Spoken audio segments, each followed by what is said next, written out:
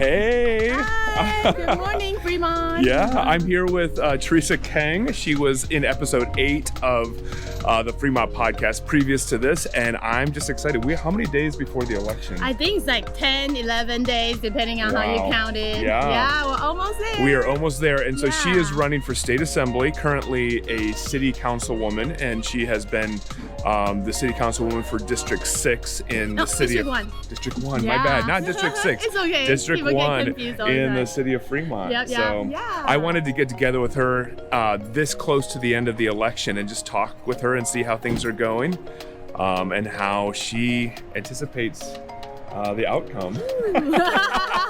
Well, we're downtown Niles. We're going to walk around a little bit and just talk about what's going on and hear a little bit from you. Yeah, so awesome. Do you want to take a walk? Yeah, All sure. right, great. Right. So right now, one of the things that I was looking at the other day, I when we originally talked. It's open early. Yeah. Hi, good morning. Hi, how are you doing? When we originally talked a while ago, one of the things that we had talked about was that the state assembly had redone their borders, redone the districts. Yep, so previously to that, there was not a lot of Fremont included. Representation. Yeah. Basically, for the longest time, Fremont was split in 2 assembly districts. Then we're the 4th largest city in the Bay Area. We really deserve kind of better representation than being split in 2, right? Right. So exactly. it's great that after the last census we had the redistricting process, and Fremont is finally all in one assembly district, which is great. wonderful for us. Yeah. Yeah. And we're the biggest city in this district, 24. And I know that at the time you were the only candidate running for state assembly that was part of Fremont, that was a Fremont resident. Is that correct? Are you still that way now? Right now, well, there are 2 people running from Fremont, and I'm the only Democrat. I gotcha. But I'm also the only woman running in this race. Yeah, I was going to say, I was looking at the candidate list last night, and you are the only woman. Yep. Has a woman ever taken this particular spot before? It's been a while. It's been a while. Okay. Yeah, but in general, and it's harder for women to run for office because we have most of the child rearing, you've responsibilities. got a lot of other responsibilities. Right. Like when I first ran for office in 2018, and then people, even coming from a woman, would ask me, who's taking care of your kids when you're out campaigning? I'm like, you wouldn't ask the men that same question, that's right? Exactly when you're interviewing for a job. Here, let's cross over here. Yeah, when you're interviewing for a job, you wouldn't ask the men who's watching your kids? Like, well, it's like our equal, share of responsibilities, right? But we still get that kind of treatment, and they still get that. Still get those questions. That's crazy. Still get those questions. Well, when we talked again earlier. One of the things that you had talked about was how you have 2 kids that are that were in the school system, and of course with COVID, everything had to shut down. Yeah. So you actually had to be, whether it was a teacher or a proctor, or you're responsible for taking care of your kids who are studying at home, and then your kids have some special needs as well. So how has that been for you through this whole candidate process? Well, it's definitely been better since we're now school is back in session, back in person.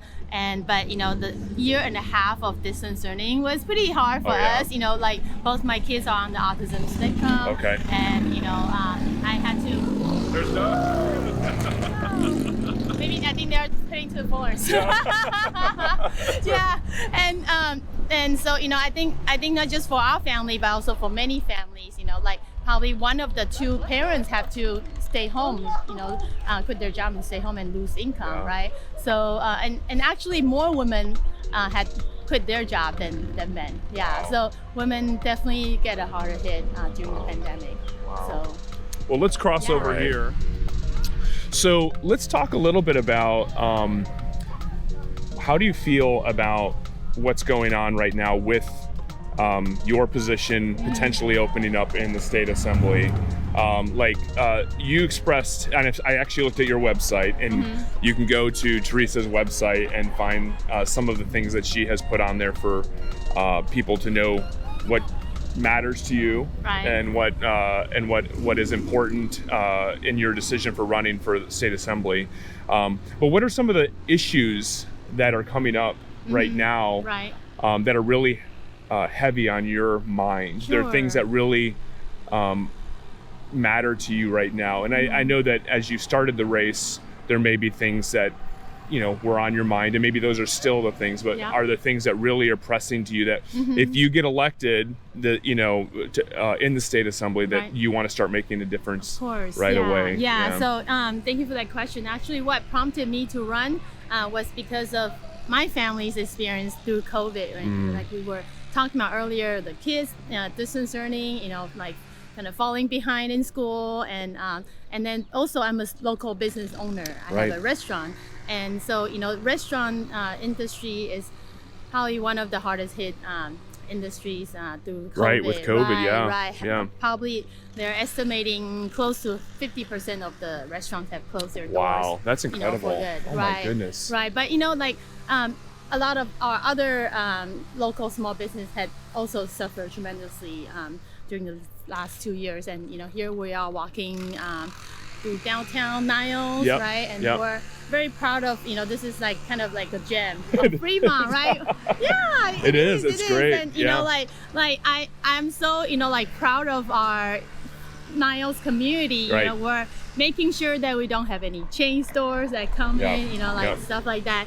But we also need to I actually was here just a couple weeks ago talking to each of the store owners here. Okay. And I'm glad that to hear that business is picking up, but for a lot of businesses, they're still not back to where they right. were 2 years ago, and because we're having probably another surge of COVID coming up in the next few months. It's already starting to rise again, right. so we'll have to see. Right. I mean, hopefully they've said that we're no longer in the pandemic status, so hopefully that means that it'll change the way that our response is, but it doesn't. We still want to keep people safe. Right. We still want people right. to feel like a community. They want to feel like a community, but we want people to be safe as well. Right. So. And then so I think continue to provide those support to the small businesses is very important. Making sure that they have the access to resources. I think the last wave of relief was for most small businesses was probably almost 2 years ago, right? It is, yeah, exactly. So, people are still having a hard time, and I think whether we provide them with grants, different kind of more loan programs, or programs that can help them to market their business. I think that's very important as well, right? Yeah. How do you feel? Maybe this is personal, but how do you feel you're going to do in the election? So you have, I think I saw 5 candidates, right? And again, you're the only woman that's running for the state assembly for District 24, right? And this is the first election, the one that we're at right now, right? This is the primary. The primary, and so the top two will go right. And be on the ballot in November. That's right. Yeah. So how do you feel about? I mean, we don't want you to say anything bad about anybody else, but we're keeping our campaign a positive campaign, and actually we have a very robust field program. So we have organized local college and high school students to help us, and we actually provide them a very comprehensive internship program, not just like, oh, here are some flyers, go pass them out, right? Like we actually train them with public speaking, and also train them to research the issues, and that's great. And how do you talk to people, and that's practice awesome. on them. So it's also they are also learning, not just using them as manual labor. Well, right? I think that's great, because that's one of the things that I have talked with a number of people that I've interviewed on the podcast, and we've talked about just the intentionality that is needed for helping the next generation, younger people, value their community and find ways to get implemented into our community that's making it better, that has a better. And you're not just saying that you want to do that if you get elected, you're doing that through your campaign, which is fantastic. Yeah, exactly. That's really great. Yeah, and then so far, we've been we're gonna be hitting our goal of visiting 10,000 homes. Wow. Pretty soon. That's great. And I think right now we are still keeping up with almost 60% of like positive feedback when we talk to voters, and the open rate is actually pretty high. Yeah. And so most of the people that we do talk to, they haven't seen or heard from other visited by other candidates, which is great for us, right? Yeah. But then honestly, so I do encourage people, like, if you want Fremont representation, because Fremont is the biggest city, and I'm the only one of the only candidates from Fremont, and women representation is very important, especially me as an Asian American, right?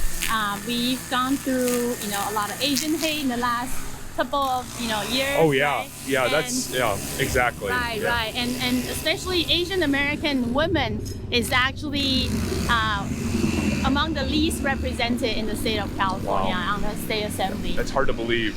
Yeah, That's really there's actually currently no Asian American Democratic women in the assembly at all. Wow. Right. So I think it's especially seeing some women's rights will be taken away. I know it's a sensitive subject, but I know that but I think bottom line is I will do my best to listen to everyone. It's like one of my tagline is she's a leader who listens, right? And I even through the campaigning, I've held community meetings with neighbors that want to meet on different issues, and they met at my restaurants. I gone out to meet with different groups, including a group from Niles. And I think it's important, to a lot of times people are caring more about the everyday issues, right? That they're facing in their community. Yeah. Like they want like a dog park, they want a dog off-leash area in their local park, right? And because actually this group of neighbors in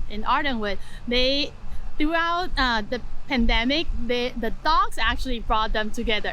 So that's so cute. Exactly. Right. It's something that reminds, I say this often, but it's something that reminds us that we're human. It just reminds us that, being able to take our pets out and be able to just enjoy them having some freedom, and then just meeting other people who have similar interests. Exactly. I think is really a great way to be able to meet, and it's safe, and it's really, really good. Yeah. Right. And then these neighbors were telling me, like they've lived in the area for like 20, 30 years, and they never known, like you don't get a chance to meet your other neighbors, and because of everyone taking their dogs out, and then eventually their group has grown to like more than 200 people, right? Wow, so that's amazing. That's also great. Yeah, that's great. Well, so this might be a very basic question, and I think we may have even touched on it in our first talk, but the state assembly is one of two of the legislative branches of the state. Right. And so when we think of somebody who is going to be running for state assembly or taking a place on the state assembly, like what are some of the things that you feel that are going to be new for you that you are going to have to learn or understand as you get into that role? We see that our kids are going to be having a much tougher time than we had, right? Yes. Realizing their American dream, looking at the cost of housing, cost of living, right? Having a minimum wage job can no longer, provide for a family, for rent or anything else. Yes. And so, I think it's something that we're, we can't really do a lot about schools, school funding, seeing how, I think it was through the whole process of distance learning kind of opened my eyes of how inadequately funded our schools are, and how California schools are ranked among the lowest in our country, which is an irony because we're the fifth largest economy in the world. Yeah, exactly. Right. Yeah. And then being in the middle of Silicon Valley, you walk into a school and then seeing kind of the schools are falling apart, right? So we really now we have a historic surplus, right? We really can't do much better, and we just have to make sure that our schools have the kind of a more stable resources of funding. And I had a meeting with our education superintendent Tony Thurman last Sunday, and there's a lot of things that, he's looking at doing, making sure we have mental health support, making sure we have, like the access to college, to, different, expanding the vocational education, which, I really believe in. I think, in Germany, for example, 50% of their high school kids are in the vocational program, and that enables them to make have a job that will earn them $30 to $50 an hour plus great benefits. So that's the kind of programs that we need to kind of provide more access to our kids, right? Not everyone can afford or want to go to a four-year college, right? And then, but there are kind of pressure to push towards that way, and they're getting so stressed out because of that. Yeah. I know this might not necessarily be, you might not be the perfect person to ask, but you've been endorsed by quite a few people. Okay. There have been quite a few people. What are they saying, or what are they seeing in you, or what have they communicated to you that they're hoping that you'll be able to do once you get into the state assembly? Right. I think, I've been endorsed by different local business owners, like community members, elected officials. And I think people want me to continue to, like listen to their voice and making sure that, our voices are represented. And, Absolutely. And making sure that like the basic needs, like right now we're seeing, not just in Fremont, but Bay Area, California, we're seeing the homelessness, issues, but I have a little bit of medical background. I was educated in traditional medicine, acupuncture, and I believe in like prevention is much better than treatment later, right? Yeah. So a lot of times, like when you right now, I just saw this morning that the California Senate just passed a bill to make sure that our homeless youth, right, graduating from high school will have more resources to them. That's right? great. Yeah, because like when you help these kids earlier on, like these at-risk groups, these kind of underserved communities, when you invest in them earlier on, making sure they have the resources they need, you're preventing more costs later on, right? But also making sure they can succeed, right? Yeah, that's great. Mm-hmm. Yeah, I was looking into the foster care system. You and I were just talking about that a few minutes ago, right. And it's just amazing to me. I think one of the things that is I think it's overlooked is that kids that have to come through the foster care system, if there's not a lot of support, or if there's not good homes for them to be in, it's very, very challenging.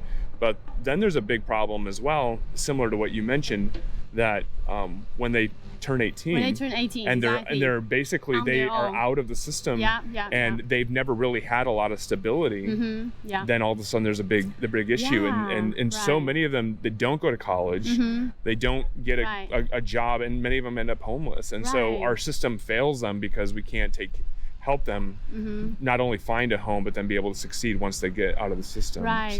And then like I don't really see how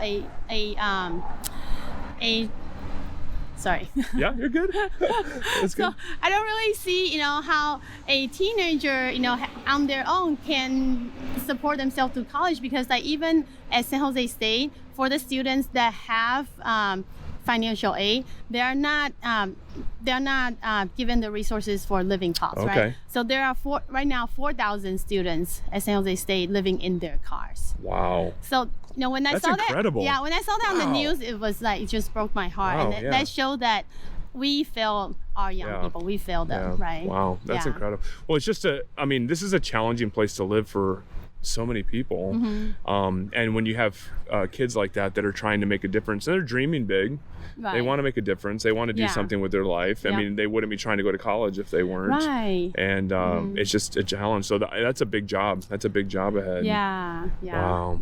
So what are you doing in your spare time? I mean, I see your name and your face everywhere. My neighbors have signs in their yard. I saw you on a billboard off of 880, and I see you everywhere. I mean, it seems like you don't have spare time. Well. What are you doing? Do you have spare time? And what are you doing? Can I tell you a cutest story? Yeah, absolutely. Okay. So I was canvassing in Newark, right, a few weeks ago, and then I saw a friend it's like, oh, I know her. And then, so she put up a sign in her yard. And then, like last week, she told me every day when her 4-year-old daughter goes to school, she goes, bye, Teresa. That's so cute. That's awesome. I became a family member. Yeah. And then when they got my mailer in the mail, they're like, oh, here's something from Teresa. That's so sweet. Wow, Yeah. And then like yesterday, I was talking to a Irvington high school mom. And then she said her teenage daughter, she overheard her teenage daughter talking to her friend that, oh, we're voting for Teresa. I'm like, how did that came up? Yeah. That's awesome. So yeah, I think, Well, I think you listen to the community, and that's your tagline. I mean, you listen to people. Right, and, I was impressed deeply by your story of you coming to the United States and then everything you went through that process, which we talked about in the earlier episode. Right. But then you yourself have started to find areas where you can make a difference, from the ground up. You became a business owner. You are, you are pursuing educational opportunities. You're still on your You're still working on your doctorate. Yeah, I have to take a break. but it's great. I now have a cohort of like education, professionals that are like elementary school principals and teachers in different like levels of school that are kind of in my back pocket for resources. Yeah, that's awesome. Yeah. Wow. Well, I'm excited, and I'm really thankful that you took the time to I'm meet honored with when me. you call me. Okay, I'll be on the Fremont Podcast anytime. Yeah. Well, I love it, and I'm excited to see how you do. I'll be voting for you for sure. Thank you so much. And I'm really just glad to hear your story, to know your story, and for you to be represented, you to be representing Fremont. Right. But then to be able to have not just knowledge of the issues, but actually you have experience with them as a parent, as a immigrant, as so many other things. You have experience with so many needs that California has, and you have a voice. So that's great. Yeah, thank you so much. Yeah, so my birthday is coming up on June 6th. June 6th. So that's like the day before the election, and I'm like, oh. But the best gift you can give me is to vote. June 6th is your birthday, and I think the final day is June 7th. June 7th to go. Right. Well, then, I hope you get your birthday wish. Thank you so much. Yeah, and then so my kids have been asking me, like on the weekend they'll be like, Mommy, where are we going for fun? And I'm like, sorry, Mommy has to work today. Like we can have more fun after like June. Yeah, that's right. Yeah. That's right. So hopefully that would, good. Well, I hope the best for you. Thank you so much. And I hope you're doing a great job. Oh, thank you. Yeah. I was just at Florentine a couple weeks ago, and I was like trying to make it to their karaoke, Friday night karaoke. Yeah, but I'll be there sometime soon. Yeah, maybe we can have a duet. Oh, I would love that. I do. I sing. Yeah, we should totally. We can do Lady Gaga. Yeah, well, I'll practice. Okay, all right. Yeah. Okay, I'll hold you to it. That'd be great.